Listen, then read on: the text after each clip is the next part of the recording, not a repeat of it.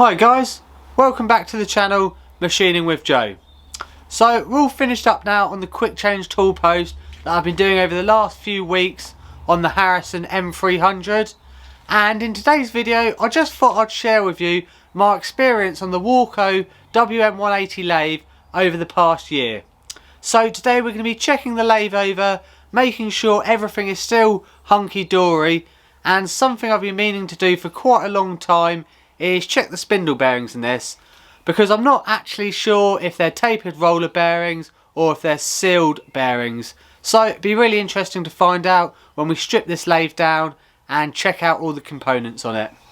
So it's been a while since this lathe's had a bit of love given to it, so before we get stuck into any checks today, I just want to give this all a good clean down and spruce up.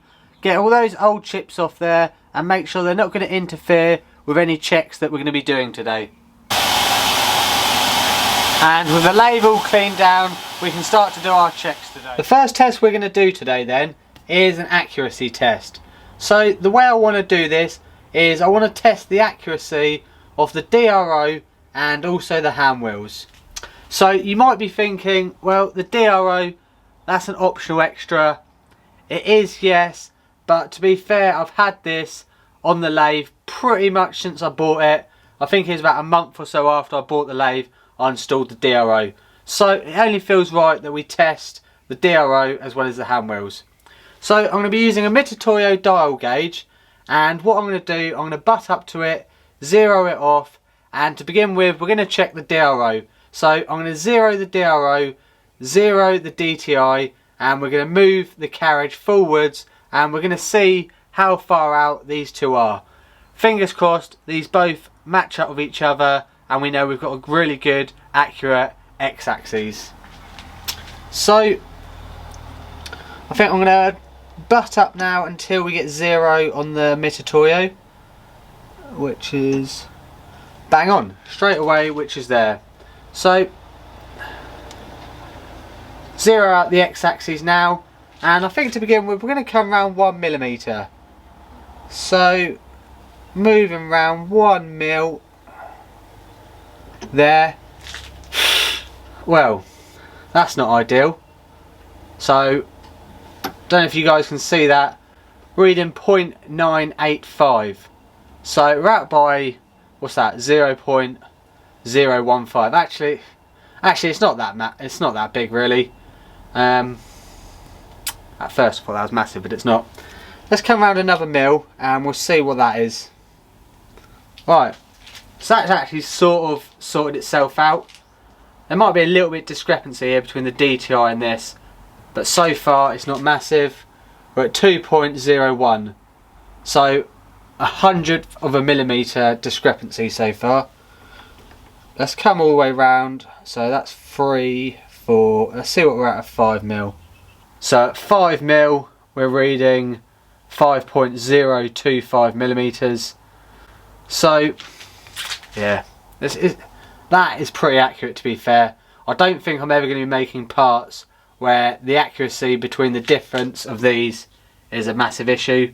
So pretty happy with that. I think what I'm going to do now, while we've got this set up, back it all the way off, and I'm going to zero it out again here. That's zero, and I'm going to zero the hand wheel here. So each segment on this hand wheel is 0.25mm, so 4 segments is going to be 1mm. So let's see how accurate the hand wheel is compared to the DTI gauge now. And looking at this, each sort of big segment on this is 2.5mm. So I might go for a mil, and then after that we'll go up in 2.5mm increments. So 1, 2, 3, 4. That's bang on there, and we're out by about 0.1mm there, so that's quite a big error. Let's bump it all the way around to 2.5 now. Bearing in mind I've already taken up the backlash, so we've not got a backlash issue here. 2.5. Yeah, so 2.5mm on the hand wheel is showing 2.38 on the DTI.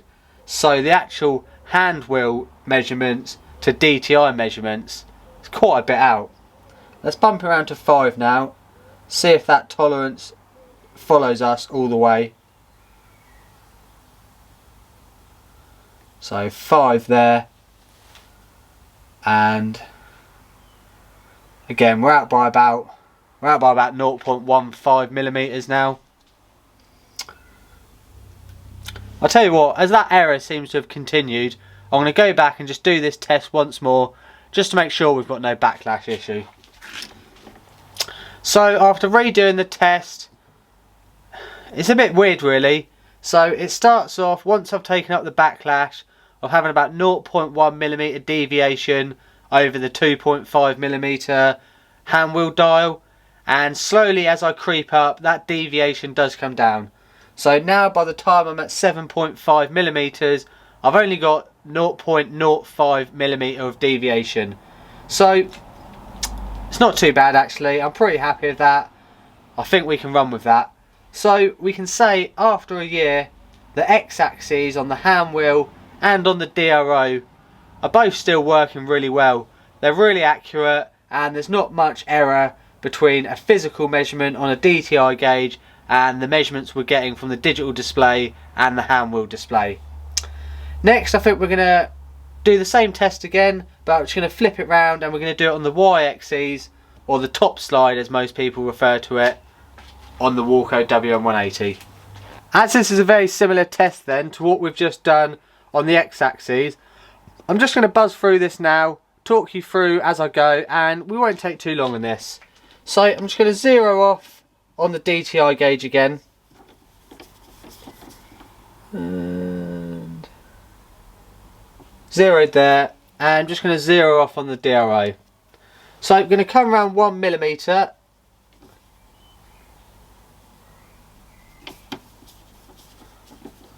Right, 1 millimeter there, and we're reading 1.02. So again, not a massive error there. Let's bump around to 2.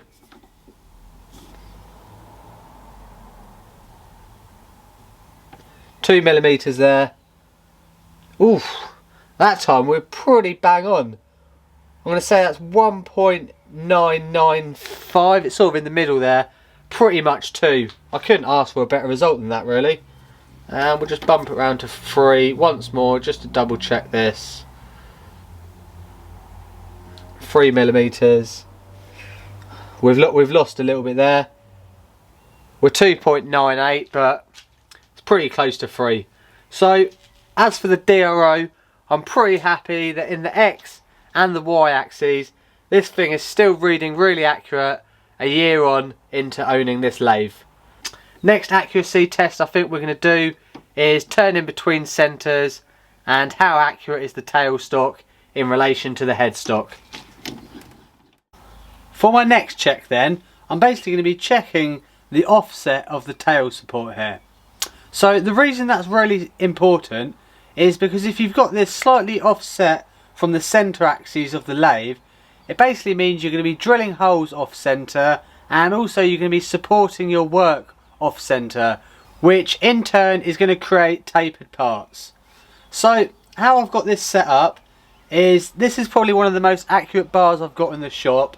It's an old hydraulic shaft which has some very light scoring in it, but for this test it's going to work perfect. I've got that supported at both ends of the lathe, and we're just going to run down using the carriage to support the DTI as we go along, and we're going to start off with 0 at this end, and hopefully by the time we get to this end it'll also be reading 0. If it's not, it means the tailstock is slightly offset, and we're just going to have to adjust that. So let's see what we're dealing with. So I'm going to wind this in, 0'd there. So let's slowly travel down and we'll see what we get.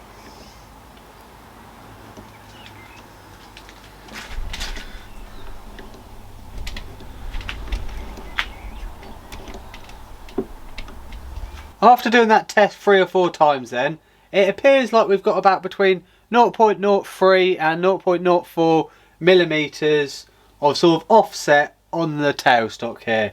So in theory that means we have been turning tapered parts, but very only slightly. So I'm just going to adjust this now.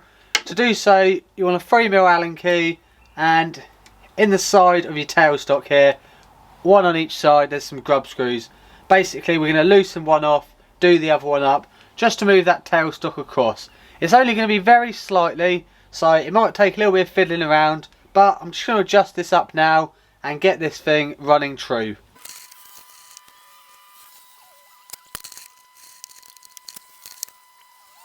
After playing with these adjustment screws then, I've got that down to about 0.01 and 0.02 millimeters of run out as such. So it's a little bit better than it was before, and to be honest I don't think I'm ever going to have to worry about parts like that.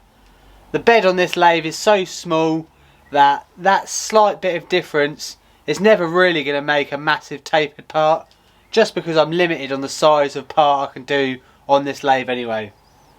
So the next thing I want to do now is something that I've been meaning to do since I own this lathe, and I want to knock out the headstock and see what type of bearings this has, because if it's the sealed ball bearing type, really I want to upgrade that to a tapered roller bearing. So it's going to be interesting to see what turns out from looking at these and answer my question once and for all: is this got tapered roller bearings? Before we can begin to think about knocking the headstock through to check the bearings, first of all I need to take off these belts and these pulleys here. So I'm going to begin by loosening off the tensioning bolt here, popping these belts off, and then start to undo the lock nuts and remove these pulleys from the headstock. When you get to the stage of removing these lock nuts then, if this is something you're thinking of doing, it's really handy to buy some C-spanners. So I believe the correct size C-spanner that you're going to need is 45 to 50mm, and with one of those it should make undoing these lock nuts really easy. I've just had a little bit of a brainwave then. I was just about to start knocking the headstock through, and then I thought to me, this is a variable speed lathe and it detects the RPMs, so somewhere on this spindle it must have a pickup, and with the front panel removed you can see the pickup in there. So it's probably a good thing I didn't just start beating this, because I'd have definitely destroyed something in here. So before I knock this through, I'm just going to undo the pickup and undo the sensor so I can knock all this through and not damage anything.